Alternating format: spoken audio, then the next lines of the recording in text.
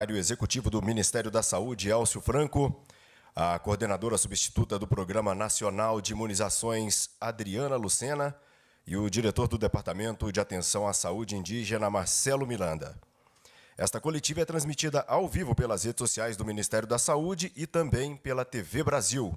Nós agradecemos a todos os jornalistas que acompanham também aqui de forma presente.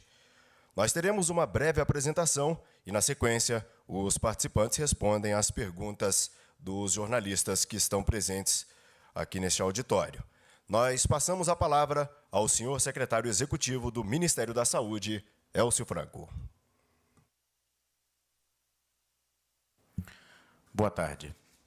Em nome do Ministro do Estado da Saúde, Eduardo Pazuello, de todos os profissionais do Ministério da Saúde e da Rede de Assistência à Saúde, secretárias estaduais, secretarias municipais, nós apresentamos o nosso pesar por 205.964 óbitos decorrentes dessa doença, que é o nosso inimigo comum, a Covid-19. Mas destacamos a força do Sistema Único de Saúde, a força da gestão tripartite, a força da união de estados, municípios e a esfera federal, o Ministério da Saúde, no enfrentamento à pandemia e nos fazer chegar a 7.316.994 recuperados, totalizando quase 89% de recuperados dessa doença. Vamos às entregas até o momento. Vou começar falando do orçamento de 2020 e depois falaremos de 2021. Uma dotação total executada de 198,1 bilhões de reais, sendo 133,9 bilhões previstos na Lei Orçamentária Anual de 2020 e 64,2 bilhões de reais de créditos extraordinários, que foram abertos exclusivamente para enfrentamento à Covid, no que tange à saúde. Foram executados da LOA 2020, transferidos para estados e municípios, 20,2 bilhões, estados e Distrito Federal, municípios, 61 bilhões, aplicação direta pelo Ministério da Saúde, compra, serviços e contratações, 49,8. Eu lembro que alguns insumos, como vacinas e alguns medicamentos, como coquetel para tratamento de AIDS, são adquiridos pelo Ministério, insulina e outras despesas, totalizando 133,9, que foram empenhados dentro dos estados da despesa, 132,9 e pagos 120,7, o restante inscrito em restos a pagar. Foram executadas das medidas provisórias, cabe destacar ali que não foram executadas particularmente a 1015 e a 1004, que são as medidas provisórias com os recursos da COVAX Facility e a medida provisória com recursos para a vacinação. Então, numa dotação inicial de 64,2, foram empenhados 44,9 e pagos 39,5, a cerca de 5,5 milhões de inscrição em restos a pagar, e deixaram de ser executados a grande parte da medida provisória 1015 com recursos para a vacinação, que foram reabertos o crédito, como nós podemos observar nessa tela. No ano de 2021, ela teve empenhados já 2,8 bilhões, ela foi reaberta, e a 1004, que também foi reaberta, que teve executados 830 milhões para adesão à COVAX Facility, com a opção de compra, conforme as indicações do consórcio, para que nós possamos escolher a vacina que seja segura e eficaz, aprovada pela Anvisa, dentro dessa possibilidade. Próximo, por favor. Cumpre destacar que no dia 31 de dezembro de 2020, o saldo de recursos repassados pelo governo federal para a saúde, com repasses fundo a fundo, era de 24 bilhões de reais. Então, os estados tinham nas suas contas correntes de recursos repassados fundo a fundo 9,5 bilhões de reais. E os municípios tinham 14,5 bilhões de reais. Esse era o saldo na conta de cada Secretaria Estadual de Saúde no dia 31 de dezembro de 2020. Esses recursos foram repassados, nós fizemos os últimos repasses no dia 31 de dezembro, com todos aqueles recursos extra-orçamentários, de forma que os estados tivessem um fôlego para iniciar o ano com recursos para o enfrentamento à pandemia. E os municípios, o somatório dos recursos dos municípios em cada estado, nós temos aí um saldo de 14,5 bilhões de reais. Evidentemente, o Distrito Federal, por não ter municípios, ele aparece aí em branco.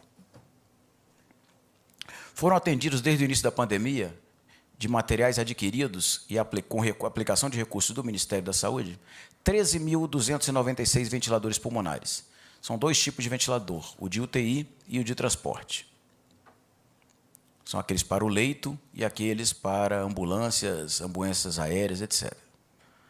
Desse total, tá ali, nós tivemos a distribuição por leitos, por estados, e também já foram habilitados 19.517 leitos de UTI. Isso equivaleu, ao momento da habilitação, um repasse antecipado de uma diária de R$ 1.600 por leito, equivalendo a um repasse adiantado de 90 dias. Também foram prorrogados, dos leitos já previamente habilitados, eram prorrogações de 30 dias para cada um daqueles leitos, com um repasse antecipado de 30 dias também dessa diária de 1.600, que equivale ao dobro do valor da diária normal, que é financiada pelo Sistema Único de Saúde, quando da ocupação de um leito dentro do teto de média e alta complexidade no faturamento mensal das unidades hospitalares. As demandas de habilitação que foram atendidas por unidade da federação estão nesse quadro. Na próxima lâmina, nós observamos, por favor, que foram também habilitados leitos de suporte ventilatório. É aquele leito que possibilita o uso do oxigênio, mas por uma ventilação não invasiva. Não chega a se configurar o leito de UTI, é aquela enfermaria de cuidados especiais, evitando, por vezes, que por intermédio da oxigenoterapia, o paciente não agrave o seu quadro e não precise ir para a UTI ser entubado. Foram habilitados 1.914 leitos de suporte ventilatório e prorrogados 1.920 leitos. Tudo isso exclusivo para enfrentamento à Covid, e nós temos aí o quadro de habilitação de leitos para suporte ventilatório por unidades da federação que solicitaram. E aqui nesse outro quadro dos leitos que foram prorrogados. Desde o início da pandemia, foram adquiridos e distribuídos aos estados, atendendo demandas dos estados e municípios, 306,8 milhões de unidades de equipamentos de proteção individual, EPI. Foram álcool, aventais, máscaras, touca e sapatilha, luvas, óculos e protetor facial, máscaras cirúrgicas. E foram distribuídos para os estados da forma que se apresenta neste quadro, com as quantidades atendendo às solicitações. Foram repassados também mais de 27 bilhões de reais em ações de enfrentamento à Covid. São ações de saúde pública, são políticas que estão estabelecidas de forma tripartite, conversando com o CONAS, com o CONASEMES e decidindo onde nós devemos empregar os recursos, onde é necessário essa aplicação. Então, dentro dessa gestão tripartite, nós temos várias portarias, como fortalecimento de serviços ambulatoriais, custeio de ações de saúde, e nós viemos, desde março, repassando recurso para estados e municípios. Custeio de ações de serviço de saúde para o enfrentamento da emergência de saúde pública, né, com atenção primária especializada, ou seja, atendendo todas as áreas e outras que se fizessem necessárias à época. Então, o gestor local ele tinha a liberdade de aplicar o recurso para atender às suas demandas próprias.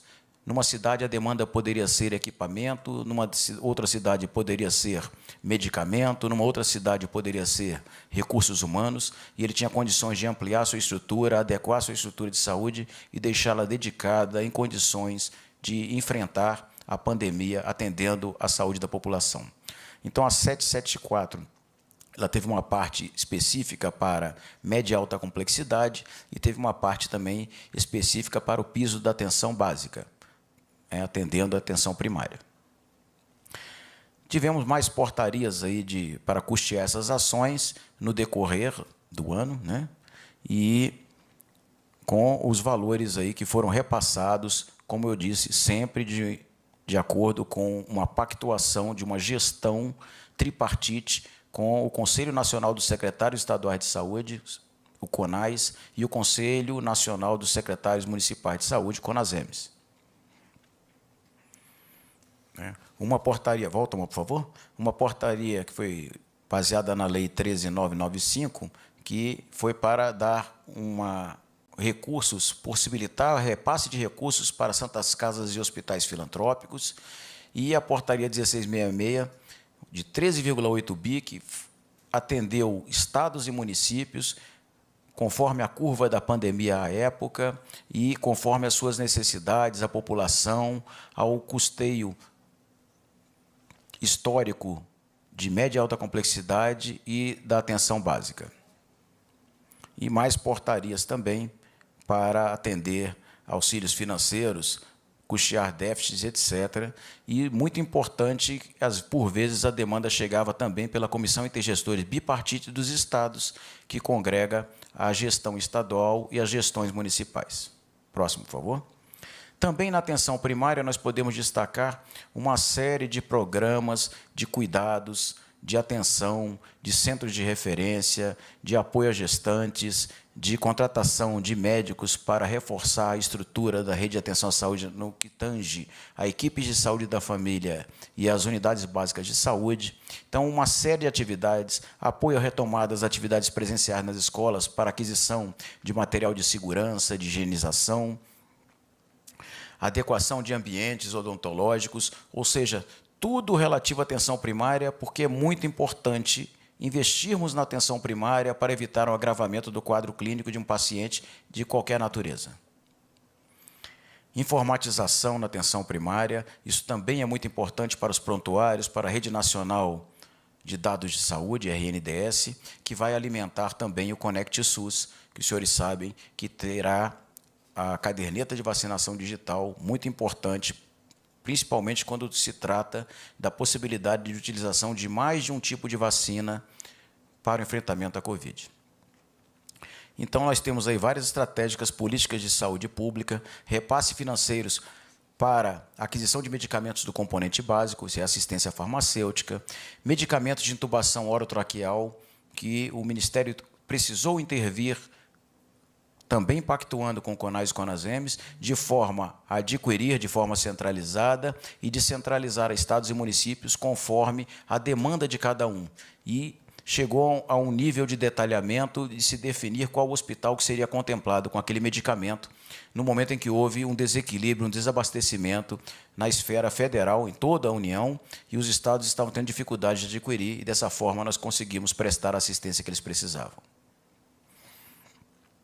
Temos também investimento para o Centro de Informações Estratégicas de Vigilância, principalmente no caso da pandemia, a nossa rede de vigilância foi eficiente para nos permitir acompanhar o que estava acontecendo, e dentro dessa necessidade nós estamos ampliando e melhorando, aperfeiçoando essa rede, é muito importante também. E também recursos para melhorar, para adequar, para atualizar a rede de frio, que é usada para os imunobiológicos, e também os serviços de verificação de óbito, aquisição de equipamentos e materiais permanentes, fortalecimento na rede de vigilância. Então, uma série de eventos importantes e que nós também aplicamos recursos durante a pandemia.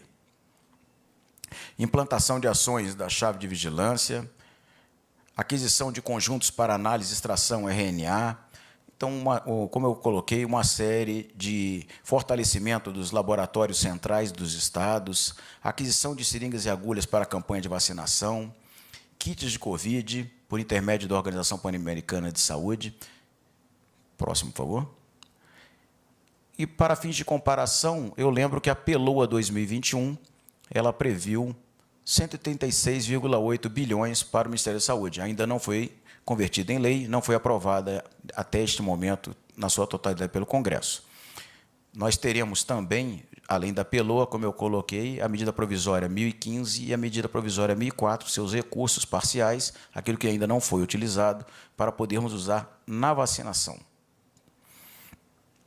Com relação a testes, foram distribuídos 20.601.897 testes diagnósticos, sendo realizados 29, porque inclui o privado, aquisições feitas pelas secretarias estaduais e municipais, 29.751.684 testes realizados.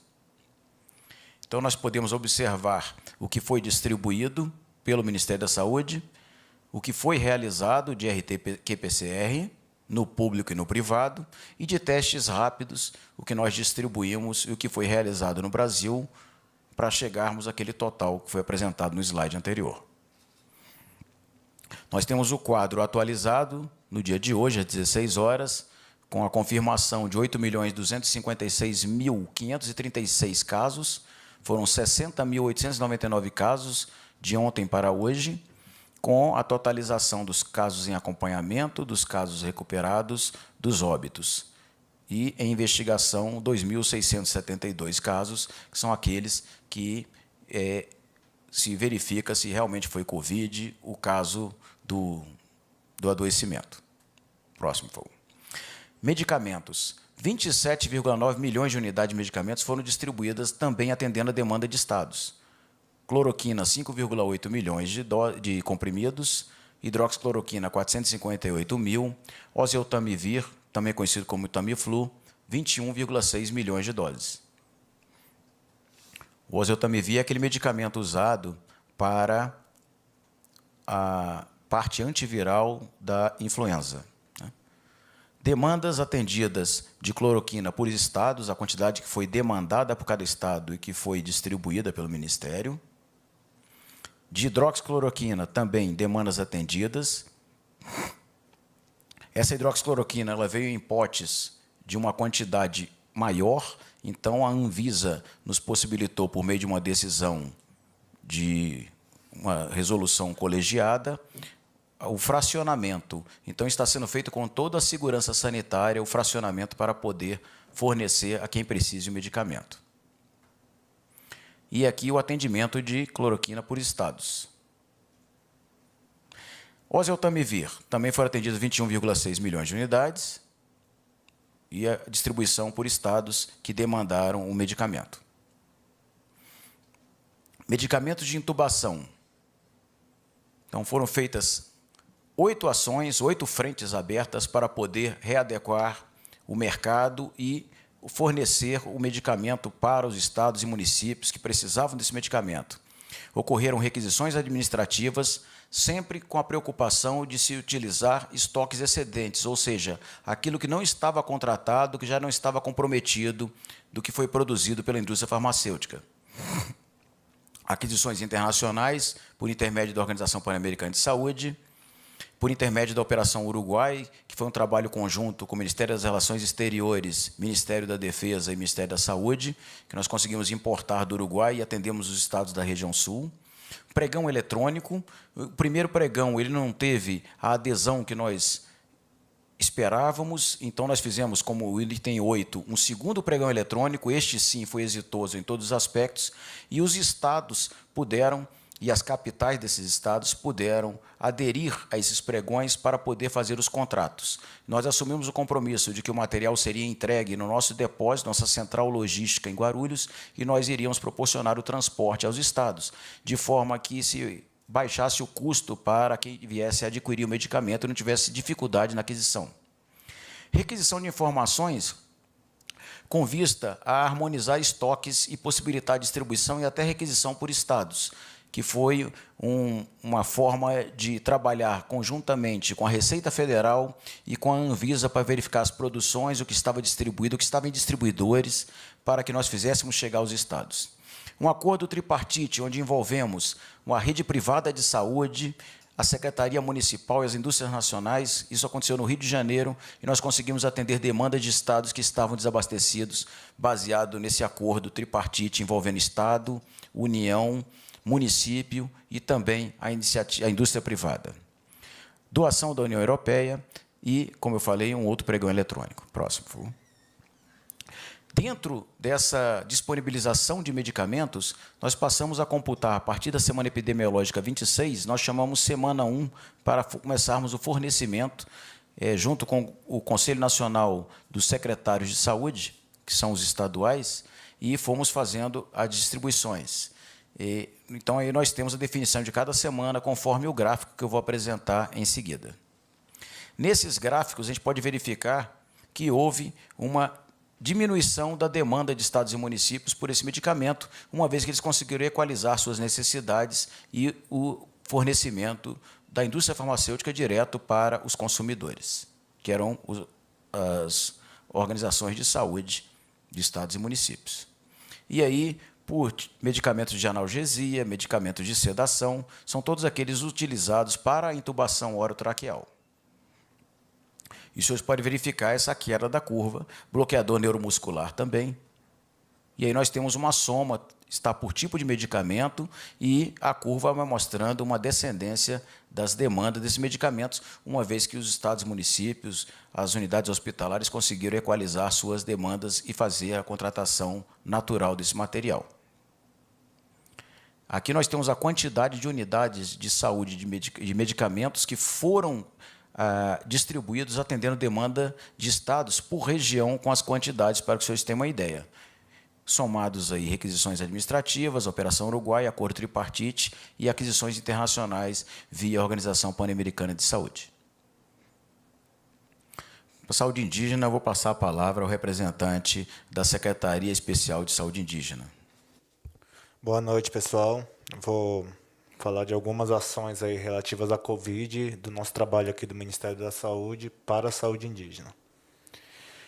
Inicialmente, o orçamento que a gente utilizou em 2020 para a Covid-19, o total aí de 76 milhões. Isso foi um reforço para o nosso orçamento, né? Então, desses aproximadamente 76 milhões, foram 11.965.853 para ressarcimento do Ministério da Defesa, que deu apoio logístico para o atendimento em alguns distritos sanitários especiais indígenas, aí o Alto Rio Negro, Amapá e Norte do Pará, Yanomami e Chavante. A gente teve também um lançamento de uma equipe de resposta rápida, aí, que a gente disponibilizou 3 equipes de resposta rápida por distrito sanitário especial indígena. Essa equipe é composta por um médico, 2 enfermeiros e 4 técnicos de enfermagem, um total aí de 49.489.841. E, além disso, a gente tinha um recurso destinado para o custeio, que aí é principalmente aquisição de insumos e EPIs destinados à Covid, né? E aí o total de 14.844.598. Informar sobre uma ação interministerial que o Ministério da Saúde realizou com o Ministério da Defesa. Ela aconteceu de 8 a 13 de dezembro no DICEI Alto Rio Solimões, que fica no estado do Amazonas. Essa missão enviou mais de 52 mil itens de insumos da CESAI a 28 profissionais de saúde do Ministério da Defesa para reforçar os atendimentos de saúde nas aldeias do Distrito Sanitário Especial Indígena Alto Rio Solimões. E foram alguns profissionais de saúde também das Forças Armadas nessa missão. Foram realizados aproximadamente 5.600 atendimentos. Outra ação da CESAI, da saúde indígena, né, a gente prorrogou o contrato dos profissionais que compõem a equipe de resposta rápida, estava previsto só até o final do ano de 2020. E aí a gente conseguiu prorrogar até fevereiro. E a gente está avaliando a possibilidade de prorrogação, de nova prorrogação, conforme a necessidade. Além disso, também relatar 2 outras ações que realizamos nos distritos: Distrito Sanitário Especial Indígena Interior Sul e Distrito Potiguara. A CESAI realizou ações de saúde no DICEI Potiguara de 30 de novembro a 10 de dezembro e Interior Sul entre os dias 14 e 22 de dezembro. Realizando mais de 8 mil procedimentos de saúde por meio do atendimento da equipe volante da CESAI e do Ministério da Saúde. E, além disso, houve a entrega de 800 óculos de grau e foram realizados exames oftalmológicos em parceria com uma organização não governamental. Para essas missões, a CESAR enviou mais de 31 mil itens de insumos.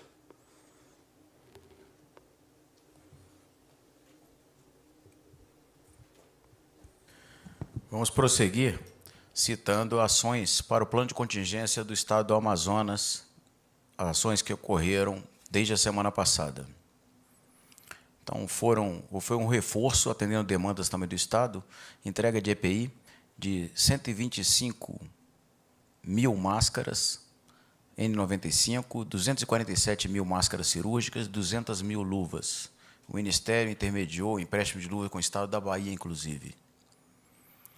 Monitores foram entregues, monitores multiparâmetro para os leitos, bombas de infusão, 180 monitores, 373 bombas de infusão, 6.900 equipos, que é o material usado na bomba de infusão, e 218 ventiladores pulmonares. 40 foram para os municípios do interior.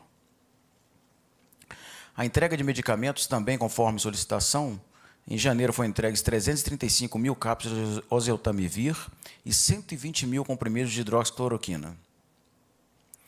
Oxigênio, com apoio da Força Aérea e também com contratação de aeronaves civis, nós conseguimos apoiar o Estado do Amazonas com 350 cilindros no momento, em seguida com 5 mil metros cúbicos de oxigênio líquido, também com apoio da Força Aérea, e com a entrega por empresas contratadas pelo Ministério de mais 348 cilindros. As entregas até o momento, e nós estamos nos preparando para continuar com esse reforço ao Estado do Amazonas.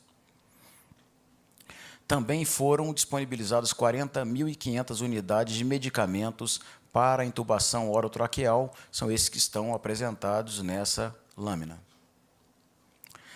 Com relação à aquisição de seringas e agulhas, cabe destacar que, da mesma forma que a quantidade de doses de vacinas ela será escalonada conforme a produção ou aquisições que o Ministério venha a fazer, a necessidade de seringas será proporcional a isso. Além disso, cumpre destacar que, conforme vamos apresentar, nós já temos um estoque inicial disponível por estados e municípios e que, com isso, nós vamos conseguir manter a nossa necessidade sem haver desabastecimento. Eu posso colocar com relação ao pregão eletrônico que o processo começou com a abertura, houve uma audiência pública com entidades representativas de setor, a abertura do processo em setembro. É o natural. Na gestão pública, um processo de aquisição ele leva, em média, 3 meses até que ele seja concluído. Então, esses são os prazos e o que veio ocorrendo no histórico do processo. Até que no dia 29 houve a sessão do pregão eletrônico com êxito parcial de 7,9 milhões das 331 milhões de unidades previstas, por tipo de seringa e etc. O valor chegou muito próximo do que havia sido cotado, mas, infelizmente, não houve a atenção a tudo que havíamos solicitado no pregão. Dia 15 de janeiro, a previsão da publicação do novo edital do processo de pregão eletrônico. Também, via OPAS, nós começamos o processo em agosto, com resposta verificando os custos, dependendo do modal. A ideia, junto a essa aquisição externa, era justamente que ela fosse complementar a aquisição interna e que ela mitigasse o risco de algum possível insucesso. Então, em dezembro, houve uma revisão do preço, a informação, e a opção pelo modal marítimo, considerando que era um complemento à aquisição por pregão, com previsão do início das entregas em janeiro. No dia 31 de dezembro, um novo pedido de cotação para aquisição de mais 150 milhões de unidades de seringas e agulhas. E, no dia 8, o retorno da Organização Pan-Americana de Saúde com os valores da cotação. Eu destaco também que, para evitar um possível desabastecimento, foi solicitada a restrição de exportação de seringas e agulhas e também a redução do imposto de importação desse tipo de insumo. Mas, para tranquilizar a população brasileira, o Brasil é um dos principais, um dos maiores produtores de seringa. Ele já tem uma produção anual em torno de 1,5 bilhão de seringas e agulhas pelos nossos maiores produtores, e atende o mercado interno e atende também o mercado externo. Conforme eu falei, o CONAS e o CONASEMES, junto com o Ministério, assinaram uma nota informativa tripartite, informando, por favor, que nós dispunhamos de 80 milhões de unidades para iniciar essa imunização. Assinado pelo secretário executivo do CONAS, o secretário executivo do CONASEMES e o secretário executivo do Ministério da Saúde. Então, nós fizemos, como ações adicionais, uma nova reunião com a Associação dos Fabricantes de Seringas. Essa reunião foi muito proveitosa, ela denota um esforço nacional, porque nós só temos um inimigo, nós não somos inimigo da indústria, de ninguém. Nosso único inimigo do Brasil neste momento é o vírus, é a Covid-19. Então, todos estamos unidos. Eu agradeço também outros colaboradores, as indústrias de transporte aéreo, as empresas de transporte aéreo que estão disponibilizando o transporte gratuito da vacina em território nacional e todos aqueles que estão colaborando. Nessa reunião com a BIMO, ficou acertado que, por meio da requisição administrativa, eles poderiam disponibilizar até o final de janeiro 30 milhões de seringas. Lembrando que, o tempo todo, nossa preocupação foi em preservar os excedentes, usar os excedentes preservando os contratos que haviam sido feitos com estados e municípios. Então, foi feita mais uma requisição administrativa, agora também com 30 milhões de seringas de 3 ml e mais 30 de 1 ml. Né? Mas observando que se preservasse aquilo que estava contratualizado para usar apenas os estoques excedentes. Né? O valor a ser pago será um valor justo, nós já temos uma referência pelo próprio preço do pregão eletrônico. Né? E aqui nós temos um amparo para esse processo de requisição. Né? A própria Constituição Federal, no seu artigo 5º, inciso 25, ele prevê a requisição, e também a Lei 8080, que é a lei do SUS, próximo slide, por favor, ela prevê no seu artigo 15, inciso 13, também a possibilidade da requisição. Isso tudo foi feito em comum acordo com a indústria, com a BIMO, de forma a não desabastecer e a todos se unirem nesse esforço de ajudar, nesse caso, na vacinação contra a Covid-19. Muito obrigado. Nós lembramos que essa coletiva é transmitida ao vivo pelas redes sociais do Ministério da Saúde e também pela TV Brasil. Hoje a pasta atualiza as informações sobre a Covid-19. Nós seguimos com as perguntas enviadas pelos profissionais de imprensa. Os profissionais de imprensa que estão aqui presentes vão fazer as perguntas e a ordem vai ser por sorteio. Nós pedimos aos jornalistas que forem sendo chamados que venham até este microfone que está disponível aqui à frente. E pedimos também, por gentileza, que os jornalistas se limitem a, no máximo, 2 perguntas para que os demais colegas também possam ter a oportunidade de fazer as perguntas. Eu vou iniciar com a primeira da lista, é a Folha de São Paulo. Por gentileza, a repórter Natália Cancian.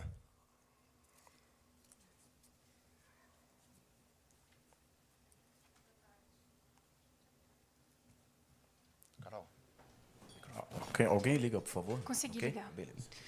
Boa tarde. A minha pergunta é a seguinte. O ministro ele vinha falando de começar a vacinação, na melhor hipótese, em 20 de janeiro. Né? Hoje ele disse novamente pela manhã que seria, sim, em janeiro, mas a gente já soube que, sim, está sendo avaliada, talvez, um evento no Palácio do Planalto no dia 19. Então, eu queria saber que data final que o Ministério da Saúde está planejando para começar a vacinação. E, nesse caso, também queria saber onde deve começar e com quais grupos devem começar essa vacinação, uma vez que a gente pode ter mais idosos, enfim, com que grupos deve começar essa vacinação. Obrigada. Bom, eu posso citar que a vacinação, para a gente poder começar, ela é uma equação com várias variáveis. Então, o primeiro aspecto é a aprovação da Anvisa. E nós estamos aguardando ansiosamente a aprovação para uso emergencial e temporário das 2 vacinas que foram solicitadas. O Instituto Butantan, a vacina produzida pelo laboratório Sinovac, e a Fiocruz, a vacina produzida pelo laboratório da AstraZeneca em consórcio com a Universidade de Oxford. São vacinas inicialmente importadas, 6 milhões de doses da Sinovac da China e 2 milhões de doses da AstraZeneca, o Instituto Serum, lá da Índia. Então, essa vacina ainda vai vir ser transportada, está sendo importada, e ambas já foram feitas as solicitações para autorização de uso emergencial. Esse é o primeiro dado. O segundo dado é que é uma diretriz e nós iremos iniciar a vacinação simultaneamente nos 26 estados e no Distrito Federal. Então, não vai começar por um estado, ela começará em todos os estados ao mesmo tempo. Isso também dentro de uma gestão tripartite, uma vez que quem efetivamente executa a imunização é o município. As salas de vacinação, com exceção do Distrito Federal, elas pertencem aos municípios e é feita uma distribuição logística para os estados, secretarias estaduais de saúde, e destas para as secretarias municipais, das secretarias municipais para os postos de vacinação, até termos a capilaridade nos nossos 38 mil postos de vacinação, nossas salas de vacinação e os nossos 5.570 municípios.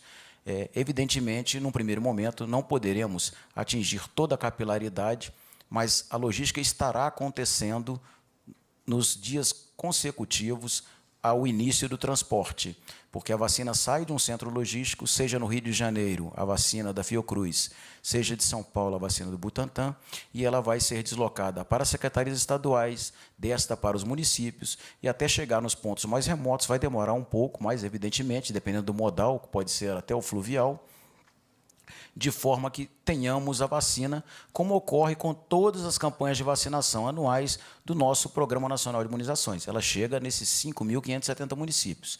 A vacina contra a Covid também chegará nesses 5.570 municípios. Então, ela vai chegar inicialmente nas capitais e depois irá para os municípios.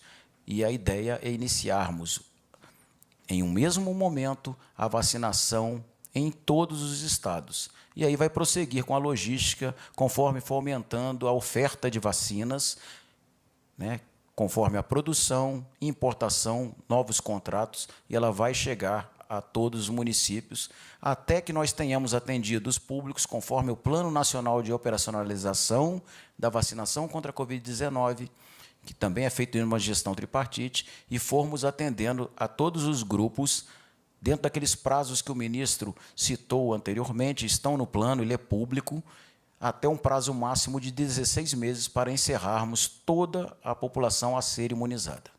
Espero ter respondido. O que o ministro colocou, o plano ele vai vir sendo atualizado. Então, à medida que eu venha a conseguir adquirir mais um imunizante, um imunobiológico, evidentemente eu terei que incorporá-lo ao plano.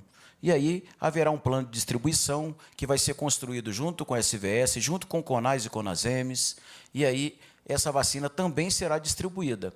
Por isso eu falei a importância do Conect SUS e da carteira de vacinação digital, porque nós temos que evitar, de todas as formas, os laboratórios têm nos alertado, a associação de uma vacina com outra, entre a primeira e a segunda dose. Um ano depois isso não é problema, mas entre a primeira e a segunda dose é importantíssimo, é imprescindível que o paciente tome a mesma vacina, o cidadão tome a mesma vacina, né, a primeira e segunda dose. E aí nós teremos o registro do lote, do imunizante, a data que foi tomada a primeira dose, para ele poder tomar a segunda dose na data correta. Há uma variação entre os imunizantes, entre os períodos de primeira e segunda dose. Então, todos esses cuidados têm que ser observados durante essa campanha de vacinação.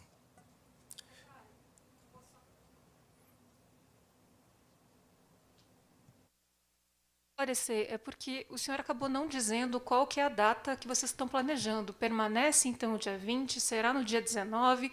Uma vez que a Anvisa aprove no domingo, poderia ser já na segunda-feira? Qual que é a data final que vocês estão planejando? A Anvisa aprovando no domingo, nós vamos começar a distribuição do imunizante para as capitais, e das capitais o material é loteado e conforme os planejamentos estaduais que vão compor esse planejamento nacional, esse plano nacional, ela será capilarizada para os municípios, vai chegar nas unidades básicas de saúde.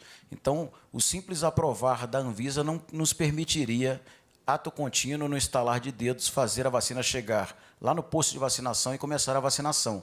Então, conforme o ministro já havia falado também, haverá uma margem temporal para que a vacina chegue. O cuidado que nós vamos tomar, e eu posso afiançar que o ministro já informou isso, é que a vacina iniciará no mesmo horário em todo o Brasil, ao mesmo tempo. Nenhum brasileiro ficará para trás. Nosso único inimigo é o vírus. Mas então não tem uma data? Até esse momento não, porque dependemos da aprovação da Anvisa para iniciarmos a logística. Nós não podemos tirar o imunizante. O imunizante que ainda não tem uma autorização para uso emergencial ou o registro, ele está sob termo de guarda, ele não pode ser usado, nem movimentado. Vamos agora com a próxima pergunta. Convidamos o SBT, a repórter Débora Bergamasco, por gentileza.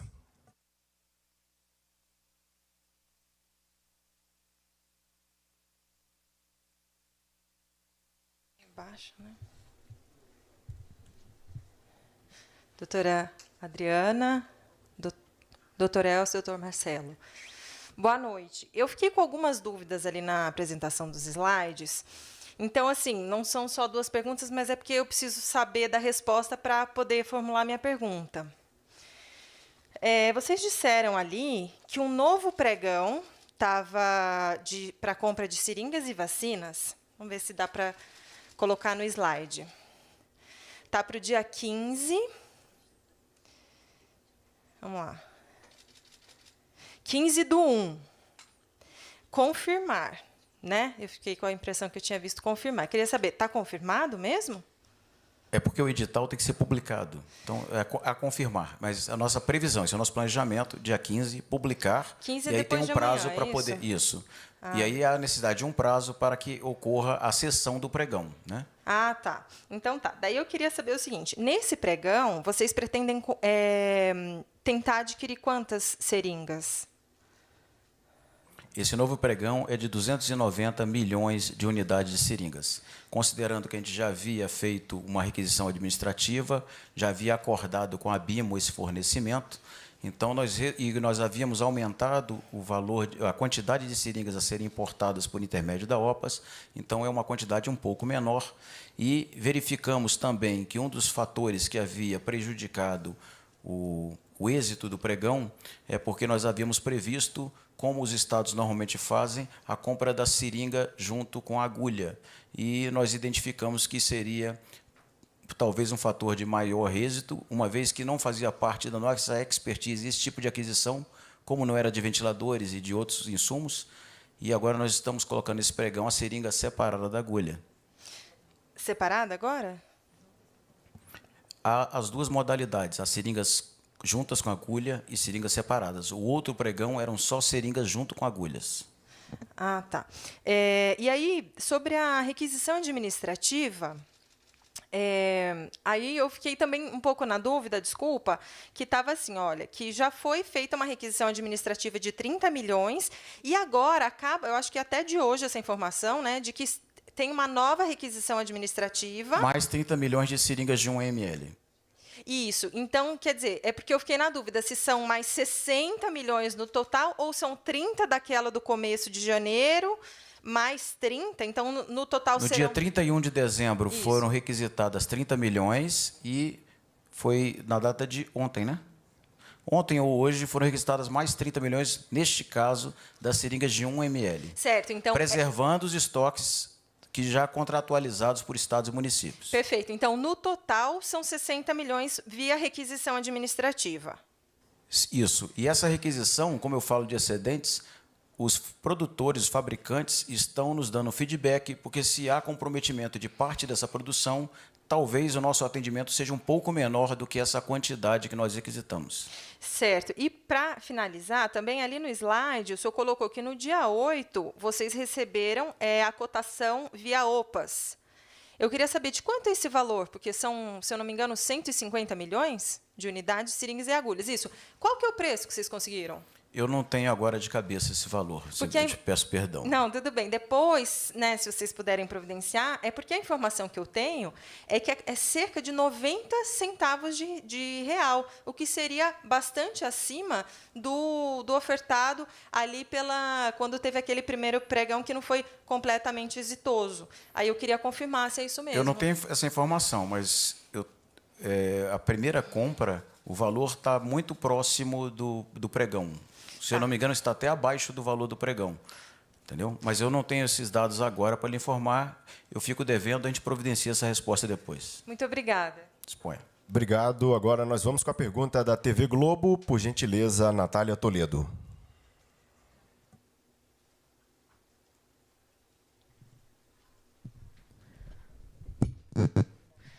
Boa noite, já, secretário. Pergunto também sobre essa requisição administrativa nova. Qual o motivo de ter mudado a especificação da seringa de 3 ml para 1 ml? A gente tem informação, inclusive, de alguma das empresas que já está tentando reverter esse pedido pela facilidade de já ter os moldes do 3 ml.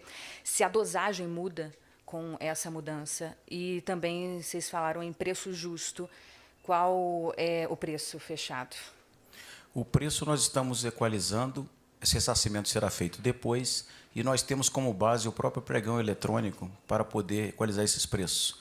Eu posso colocar como exemplo que nós fizemos requisições de ventiladores, de monitores multiparâmetro, dos medicamentos de intubação orotraqueal que eu apresentei aqui, e os senhores não tiveram nenhuma informação de alguém se julgar lesado por não ter sido ressarcido com valor justo.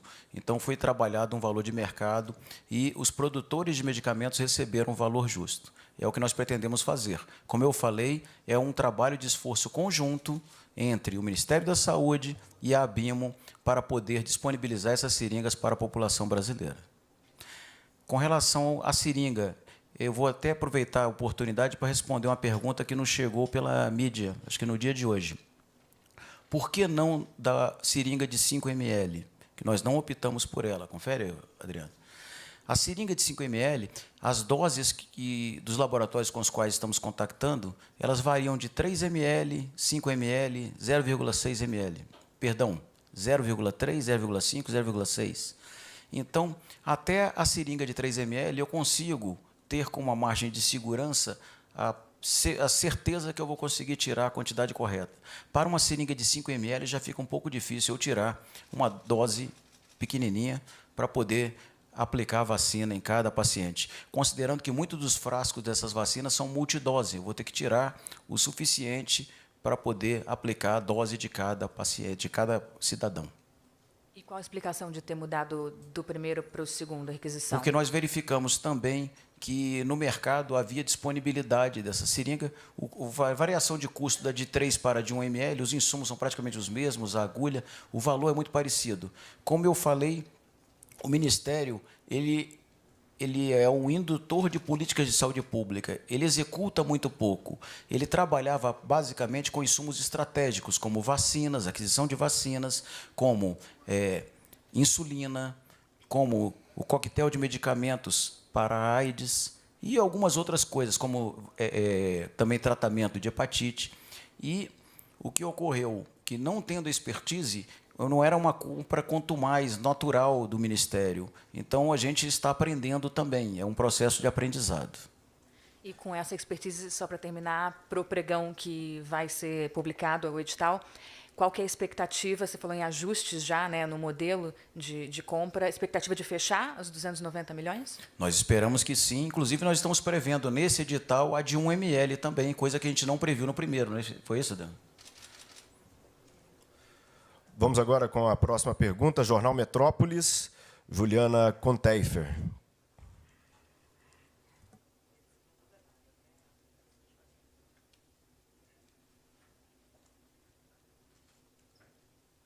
Oi, boa noite.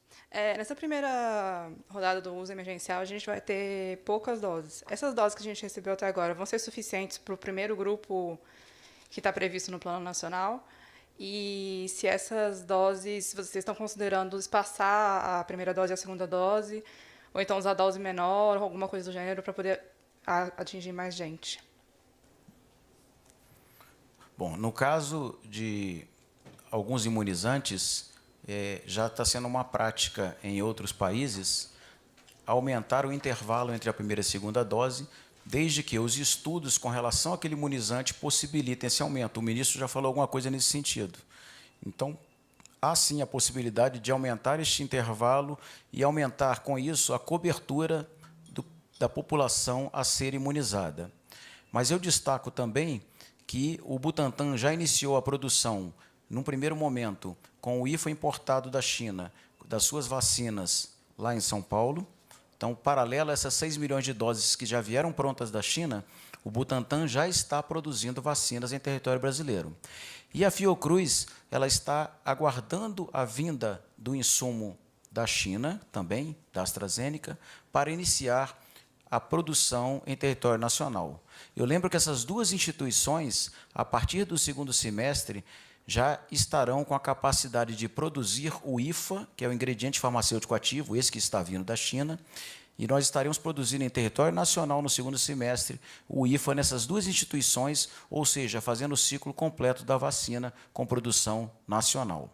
Essas vacinas que serão produzidas, elas serão introduzidas no plano à medida que vierem sendo disponíveis. E aí vamos fazer um planejamento da distribuição junto com o CONAS e CONASEMES, atendendo às demandas de estados e municípios, dentro dos grupos prioritários, atendendo a proporcionalidade não só da população dos estados, como da quantidade de pessoas que integram aqueles grupos prioritários.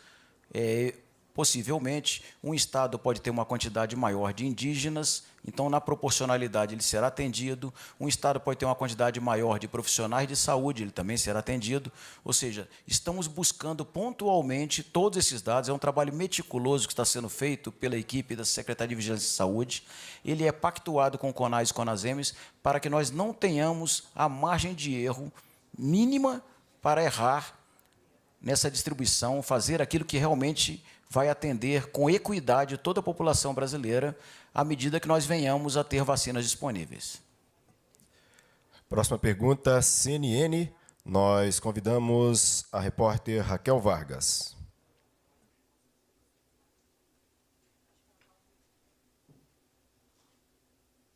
Vamos com a próxima, então. Rede TV, Matheus De Luca, por gentileza. Próximo repórter a fazer pergunta.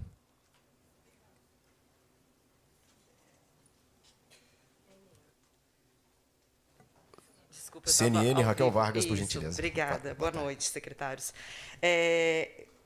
Eu não sei se o senhor respondeu sobre o grupo prioritário, acho que a colega perguntou há pouco. São 8 milhões de doses inicialmente, né? Nesse uso emergencial já está definido qual vai ser esse grupo? Essa é a primeira pergunta. E eu gostaria de saber também em relação à campanha de vacinação. Se já tem alguma campanha pronta, como é que o governo pretende mobilizar, embora seja uma vacinação voluntária, mas mobilizar a população para se vacinar, já que quanto mais pessoas vacinadas, maior a eficácia da vacinação. E em relação também à carteira de vacinação digitalizada, né, que os senhores pretendem fazer ali o monitoramento de quem se vacinar, se já está disponível, como é que isso vai chegar até a população, baixar esse aplicativo, até porque, para não ficar em cima da hora, enfim, sobrecarregar o sistema. São essas minhas dúvidas. Com relação aos grupos prioritários, eles já estão previstos no plano. Então, eles foram discutidos com a comunidade acadêmica e poderia haver alguma alteração se houvesse alguma contraindicação para algum deles, né? E eu destaco que, por exemplo, como a vacina, eu não tenho conhecimento de que alguma vacina foi testada em gestantes, embora elas configurem um grupo de risco, elas não estão como grupo prioritário para ser imunizado, porque nós não temos a certeza da segurança para imunizar esse grupo, não é isso, Daniel? Então, isso aí é um dado que eu posso passar. Então, esses grupos prioritários foram discutidos com a comunidade acadêmica, com várias entidades de classe, com o Conselho Federal de Medicina, de Farmácia, de Enfermagem, com a Sociedade Brasileira de Infectologia, e uma série de outros profissionais, pesquisadores, que vieram contribuir para a elaboração e definição de grupos. Com isso, nós já sabemos que nós temos os idosos, particularmente aqueles com mais de 80 anos, nós temos os profissionais de saúde que estão tendo contato contínuo com pessoas infectadas pela doença, nós temos profissionais de segurança que estão lidando com a população diariamente, então estão submetidos a um maior risco.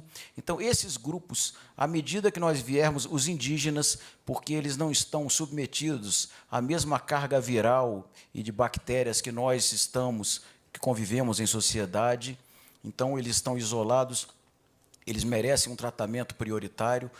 É importante a gente destacar que, de acordo com a quantidade de vacinas que nós viermos tendo, nós vamos abordando esses grupos. Então, qual seria o primeiro grupo desse grupo prioritário com esses 8 milhões de doses? Eu te confesso que nós estamos trabalhando com várias hipóteses, vocês colocaram muito bem, inicialmente 8 milhões de doses, isso. Mas nós podemos ter duas variáveis dessas 8 milhões. Podemos ter inicialmente 2 milhões, inicialmente 6 milhões, ou as 8 conjuntas. Seriam profissionais então, nós de saúde? estamos trabalhando com todas elas e focando de acordo com a disponibilidade. Então, são variáveis, eu falei que nós dependemos de uma equação de várias variáveis, e dentre os profissionais de saúde, se nós tivermos uma quantidade menor, nós teremos que, junto com o CONAS e o CONASEMS, priorizar aqueles que estão na linha de frente. Nós temos aqueles que estão um pouco mais afastados do paciente que está com a doença, então nós vamos priorizar aqueles que estão em contato. Quando nós tivermos a quantidade suficiente para todos, vamos imunizar todos os profissionais de saúde. Mas os profissionais de saúde, os indígenas, os idosos, estão nesses grupos prioritários que nós vamos atendendo. E dentro da prioridade, por exemplo, idosos. Vou começar pelos mais idosos, depois para os menos idosos, para os idosos que estão institucionalizados, que eles são submetidos a um maior risco. Então, tudo isso aí vai ser tratado de acordo com a quantidade que nós viermos tendo, e aí nós vamos disponibilizando para esses grupos. Perfeito. E sobre a campanha e a carteira? Bom, com relação à campanha, ela está, penso que ela está finalizada, deve estar sendo divulgada em breve. E com relação à carteira de vacinação digital, ela é uma das possibilidades que existe em um aplicativo de celular, mas que pode ser acessado também pelo computador. Eu poderia fazer um paralelo com o e-título, por exemplo, onde nós teremos várias funcionalidades. Nós temos no Conect SUS localização de unidades básicas de saúde, localização de postos de vacinação. Nós temos, num futuro próximo, o prontuário eletrônico de cada cidadão. Nós teremos a carteira de vacinação digital. Então, nós saberemos as vacinas que nós tomamos. E aí, mas eu não tenho celular, eu não tenho aplicativo. Isso estará numa rede nacional de dados de saúde. Então, eu poderei ir lá verificar também qual foi a vacina que eu tomei, quando eu tomei. Quem tem acesso a esse dado? O cidadão que entrou com o sistema e se cadastrou, e, se ele autorizar, o profissional de saúde. Então, esse é um dado que será preservado a confidencialidade do cidadão. É importante destacar isso também. É um aplicativo de celular, Conect SUS, e todos já podem baixar. Ele tem uma série de funcionalidades, algumas estão já começando a ser ativadas, outras futuramente, mas eu acho que vai ser um grande legado que ficará para toda a população, né? Quem já não perdeu aquela sua carteirinha de vacinação de papel e depois teve dificuldade para tomar uma segunda dose da vacina, não se lembrava se havia tomado, quando tomou, então vai ser uma facilidade para todo cidadão o Conect SUS. Eu me lembrei só de uma coisa, desculpa, secretário. Os senhores pediram, o senhor especificamente naquele ofício, informações ao Butantan sobre as doses que não estavam muito claras para o Ministério. Resposta teria chegado ontem aqui. Sim, eles fizeram a resposta, eu achei que eles já haviam feito uma nota para a imprensa. O Butantan nos passou duas informações. Primeiro, que foram importadas realmente 6 milhões de doses, são essas que já estão, inclusive, com seringas. Elas estão disponíveis lá em São Paulo, no depósito. E ele tem o termo de guarda e ela poderá ser disponibilizada assim que nós tivermos autorização para uso emergencial e temporário da Agência Nacional de Vigilância Sanitária. E as outras doses que ele possui já são aquelas que ele começou a produzir com o IFA importado da China. Então, realmente, há uma quantidade já disponível, que é o que está no contrato, está escalonado, que nós acertamos com o Butantan. 4.800, né? A cada dia está aumentando. Ele está com a produção aí de cerca de 600 mil doses dia. Tá? Então, vai aumentando a cada dia. Então, realmente, há um quantitativo maior. Com relação ao parágrafo 3º daquele ofício, nós solicitávamos informações sobre a solicitação, o protocolo da solicitação de autorização de uso emergencial e temporário para as vacinas produzidas no Brasil, que é um outro lote. E o que ficou acertado com o Butantan e com a Anvisa é que, tão logo a Anvisa concluísse o processo de autorização daquele lote de vacinas chinesas, importadas da China, ele iniciaria o processo de autorização de uso emergencial das vacinas produzidas no Brasil, o que deve se dar na semana que vem, conforme a informação que o Butantan nos passou. Obrigada. Vamos agora com a próxima, Rede TV. Por gentileza, Matheus de Luca.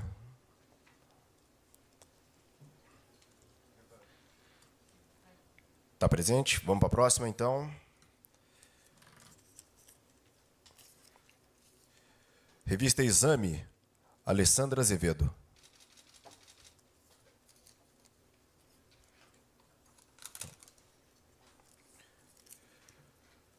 O Globo, Paula Ferreira.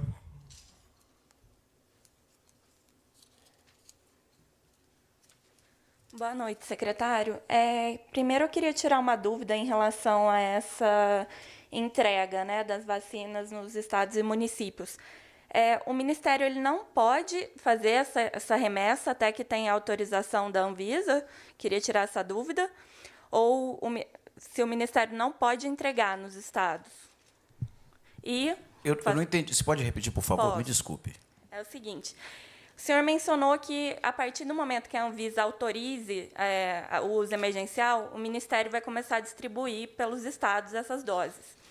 Eu queria saber se o Ministério não pode fazer isso antes, ou é uma opção? Não, é uma questão até legal. Nós conversamos, inclusive, com a Agência Nacional de Vigilância Sanitária.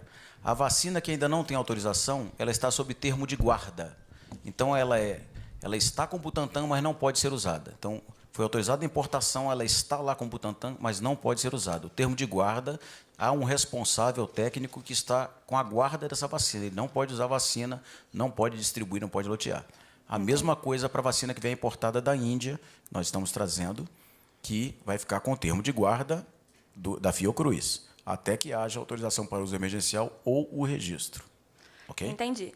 Diante disso, né, dessa possível autorização aí pela Anvisa, o Ministério trabalha com um prazo limite. O ministro disse que ele pretende realizar a imunização em janeiro. Mas tem um prazo limite dentro, que dia do mês? Como é que vocês avaliam isso, tendo em vista que a própria Anvisa já disse que vai tomar essa decisão no domingo?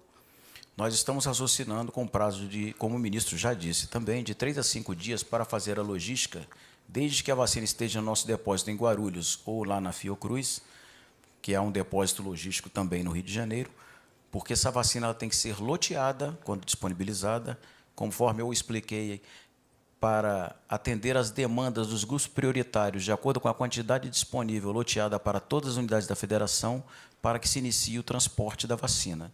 E aí ela vai por vários modais, pode ser terrestre, pode ser aéreo, para chegar às capitais e das secretarias estaduais ela começar a ser disponibilizada para os municípios.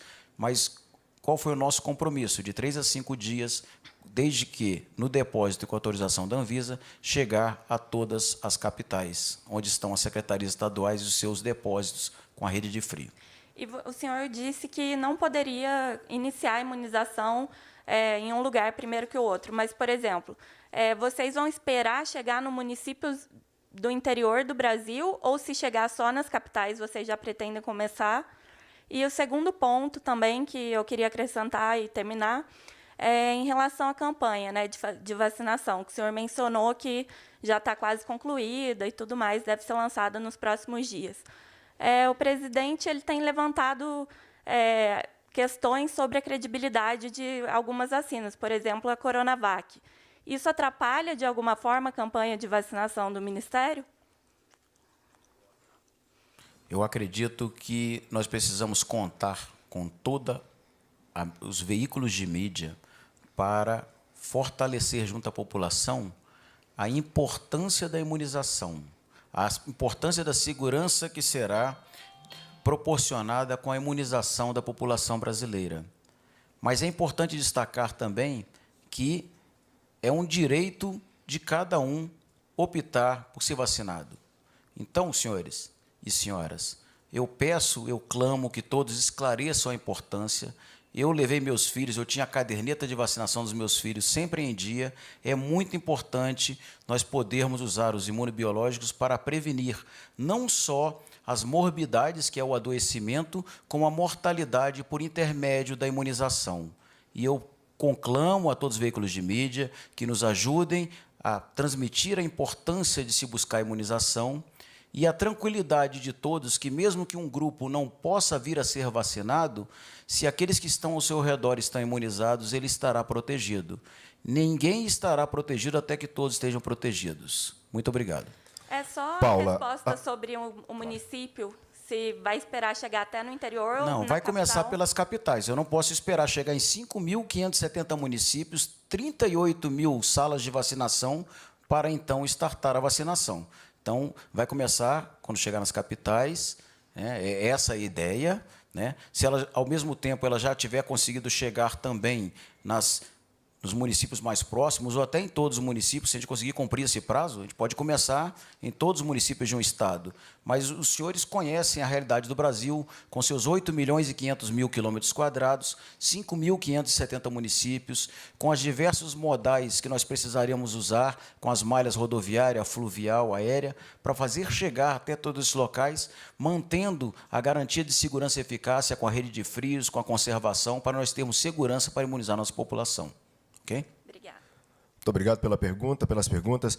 Vamos agora com a TV Record. Por gentileza, o Clébio Cavagnoli. Está presente? Rádio Gaúcha, Débora Cadematori, por gentileza.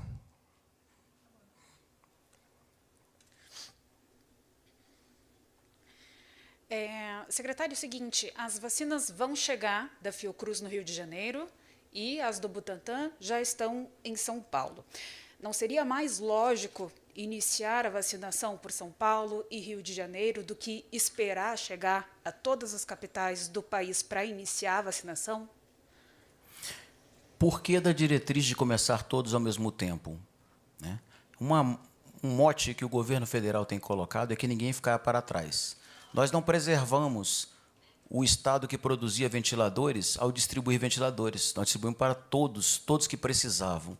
Um dos princípios do SUS é a equidade, é dar mais atenção para quem precisa de mais atenção, mas ele também tem o princípio da universalidade, que é atender a todos. E, por isso, nós não temos brasileiro de segunda categoria ou terceira. É um motivo de orgulho. E é muito bom para o Estado de São Paulo ter o Instituto Butantan, é muito bom para o Estado do Rio de Janeiro ter uma Fundação Oswaldo Cruz, mas nós não podemos tratar brasileiros de forma diferente. Nós temos que tratar todos da mesma forma. Por isso, a mensagem que nós queremos deixar do Ministério da Saúde, do governo federal e para todos os brasileiros é que ninguém ficará para trás. Por isso, a vacinação começará simultaneamente em todo o país. Até porque ninguém estará seguro até que todos estejam seguros. Eu tenho que imunizar toda a população, todos os estados. Por isso, ela vai começar simultaneamente. Aí São Paulo perderia, Rio de Janeiro também perderia 2 dias, mais ou menos, até que tudo chegasse em todas as capitais. São Paulo e Rio não estão perdendo, o Brasil está ganhando. Muito obrigado. Outra pergunta é em relação a essas próximas doses a serem usadas na campanha. Primeiro vão ser esses 8 milhões, se a Anvisa aprovar. Depois, o segundo passo são com doses já produzidas em território brasileiro, ou depois dessas 8 milhões, nós vamos usar as doses produzidas fora? Vão ser mais importadas outras doses? Nós já temos início de produção local, mas poderemos importar outras vacinas. Estamos sempre negociando com vários laboratórios, verificando as possibilidades de entrega, possibilidades de obtenção do registro junto à Anvisa, para adquirir, para conseguirmos imunizar o máximo da população no mais curto prazo, o quanto antes, e por isso continuamos conversando com vários laboratórios. Tem alguma importação prevista para janeiro, além dessas da Índia? Nós poderemos vir a ampliar, vai depender de oferta da empresa, ampliar outras importações para conseguirmos imunizar a maior população até que se comece a produção da Fiocruz e até que se amplie a produção do Instituto Butantan. Agora, só complementando a resposta à primeira pergunta, como você se sentiria se você morasse no Acre ou no Rio Grande do Norte e por não ter uma planta fabril de um fabricante de imunobiológicos, como a Fiocruz, como o Instituto Butantan, e a vacina demorasse uma semana ou mais para chegar no seu estado, na sua cidade? Essa é a mensagem que nós queremos deixar para a população brasileira. Todos serão imunizados e ninguém é mais importante do que outrem. Nós encerramos as perguntas dos jornalistas. Antes do encerramento da coletiva, nós passamos a palavra ao senhor secretário executivo do Ministério da Saúde, Elcio Franco, para as considerações finais. Eu agradeço e conclamo mais uma vez a todos os veículos de mídia que destaquem a importância da busca pela imunização de toda a população, que é um direito de todo cidadão. É muito importante essa conscientização da importância e os senhores podem nos ajudar nesse aspecto. Nós também destacamos e agradecemos a todos os nossos profissionais de saúde, os nossos heróis que estão na linha de frente se expondo ao risco para salvar vidas. A eles o nosso preito, o nosso agradecimento e a nossa homenagem. Muito obrigado, boa noite a todos. Nós agradecemos a presença de todos que nos acompanham online e também aqui presentes. Nós desejamos a todos uma boa noite. Tá, e nós acompanhamos ao vivo a entrevista coletiva com um balanço das ações do Ministério da Saúde no enfrentamento à Covid-19 no Brasil. Acompanhe esse e outros assuntos ao longo da nossa programação e também pelas nossas redes sociais. Uma ótima noite para você. Até a próxima.